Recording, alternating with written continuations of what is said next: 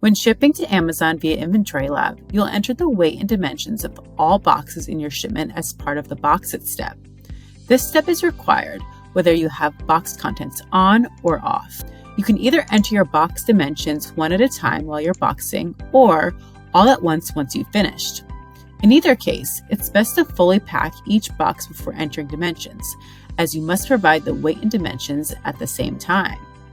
Let's start with the batch with box contents on. To enter the weight and dimensions of a single box, click Add Dimensions/Weight. A popover will appear.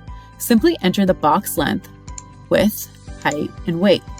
Then hit Save Dimensions to save your entries and close the popover. With box contents off, you'll only need to click on the box to open its weight and dimensions fields. Fill them in, then click anywhere outside the box to save your changes. An alternative way to provide box weights and dimensions on any batch is to click Next in the lower right.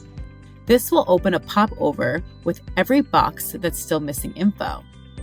You can enter each box's details individually or provide a single set of weights and dimensions for all boxes in a group at once. Once you've finished, hit Save and Continue.